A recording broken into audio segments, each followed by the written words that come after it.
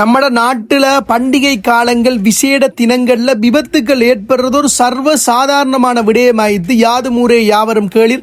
அந்த வகையில் செங்கலடியில் பிரதான வீதியில் சிவதொண்ட நிலையத்துக்கு முன்னால் ஒரு விபத்தொண்டு ஏற்பட்டிருக்கு. ஒரு கெண்டரில் பின்னால் வடியொண்டு ஆக்சிடென்ட் பண்ணியிருக்கு.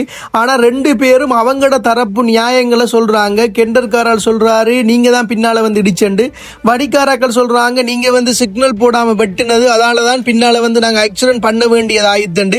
இப்படி நம்மட பகுதிகளில் நிறைய விபத்துக்களை நாங்கள் அவதானிக்கிறோம். இந்த விசேடமான பண்டிகை காலங்கள் கிறிஸ்மஸ், அது மாதிரி நியூ இயர் வரும், இனி பொங்கல் வரும். அதால் கொஞ்சம் வீதியாக இருக்கட்டும், கடை தொகுதிகளாக இருக்கட்டும், எல்லாமே ஒரு பிஸியான ஷெடியூலுக்குள்ளே இருக்கும். அப்போ நீங்கள் வாகனங்களை நிறுத்தும் பொழுதும் சரி, இல்லாட்டி வாகனங்களை செலுத்தும் பொழுதும் சரி, அந்த பெண்ட் பண்ணக்குள்ளேயும் சரி, கொஞ்சம் அவதானமாக கொஞ்சம் கவனமாக வாகனங்களை செலுத்துங்க. ஏனென்றால் வீதி விபத்து ஏற்பட்ட அந்த விசேட தினங்களில் பொழுசுக்கு போக வேண்டி வரும், வீதிகளில் பிரச்சனையோடு அந்த நாளை கழிக்க வேண்டி வரும். அதுக்கப்புறம் அடுத்த வருஷம் ஃபுல்லாகவே இப்படியான ஒரு சூழ்நிலை தான் வரும் என்று ஒரு நம்பிக்கை அடிப்படையில் சொல்லுவாங்க. ஆகவே உங்களோட குடும்ப உறவுகளை விபத்துக்கள்ல இருந்து கூட வாகனங்களை பாதுகாத்துக் கொள்வதற்கு கவனமாகவும் நிதானமாகவும் வாகனங்களை செலுத்துங்க.